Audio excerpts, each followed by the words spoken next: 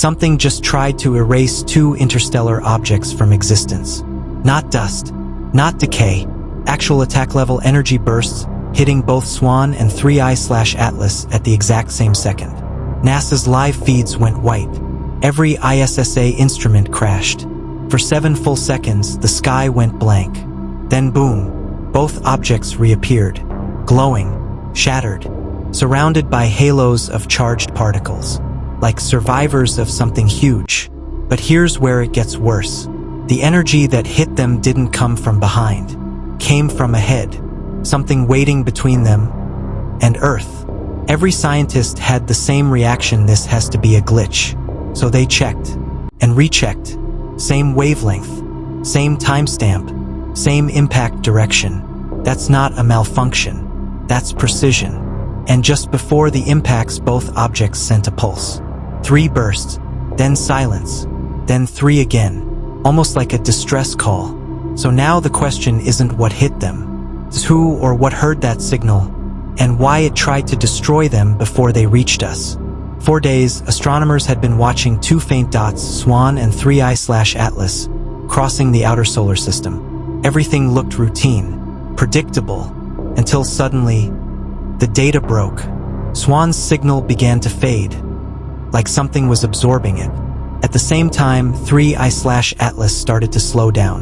Not gravitationally, not naturally, like it was being dragged backward by something we couldn't see. At first, everyone blamed solar interference, maybe a magnetic storm.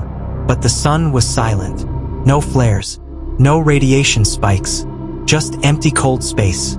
Then the anomalies lined up. 2 separate interstellar travelers, both affected by the same invisible force. When scientists overlaid the data, the curves matched perfectly. It looked like a mirror signal, one object responding to the other. A senior researcher at the European Southern Observatory said quietly, "It's like the universe pressed pause on both of them."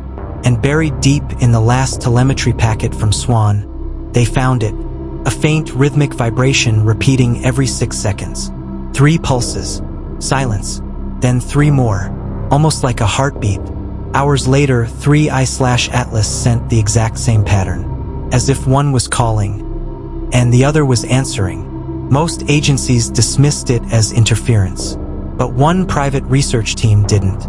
They ran the signal through a deep space classifier, and what came back wasn't random. It was a coordinate, a point floating in the dark, right on the edge of the heliopause, the invisible border where our solar wind dies and interstellar space begins. That's when a scientist whispered the one thing no one wanted to hear. Something out there doesn't want them to reach us. Telescopes locked onto the coordinates. Instantly, the readings changed. Electromagnetic surges, radiation spikes, temperatures that made no sense for anything that far from the sun. Then came the impossible data. Swan was losing mass, but speeding up. 3I/Atlas was splitting apart, yet still holding trajectory. Physics just broke. At 3:17 Universal Time Coordinated, NASA's AI flagged the anomaly as active non-gravitational acceleration, meaning something was steering them. But steering them how and why? When analysts mapped the bursts, triangulation confirmed the nightmare. Every energy strike came from the same location, that empty region just beyond the solar wind's reach. Whatever was there, it was real, and it was targeting them. Then the flare. Every telescope caught it.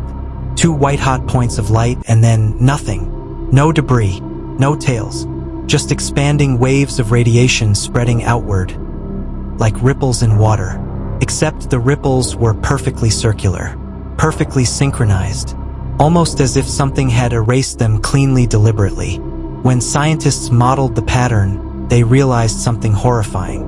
The waves weren't moving outward, they were moving inward, and their trajectory led directly toward Earth. Inside mission control, the silence was suffocating. Telemetry froze. Every console tracking Swan and 3I/Atlas went black. Signal lost. But it wasn't just lost. It was wiped out. Every frequency band went dark: radio, radar, thermal imaging. The entire sky, blind. Then a voice broke the silence. We're not just losing them. Something's blocking us. Within minutes, observatories worldwide reported the same thing. A synchronized blackout. It was as if the universe had deleted both targets. The mission director ordered lockdown. No leaks, no data transmission. But a secondary satellite array suddenly came online on its own. It displayed a faint residual pulse. Not from Swan, not from Atlas. Something else.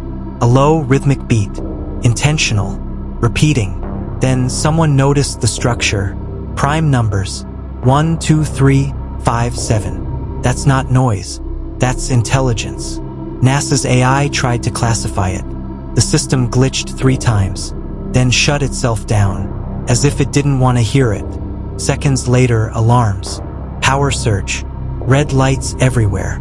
The communications array rebooted by itself. And for just 2 seconds, every monitor lit up with one image. A massive energy field forming near the heliopause, spinning, expanding. Exactly where Swan and Atlas had vanished. Then total blackout. When power returned, the only thing left was a single line in the log.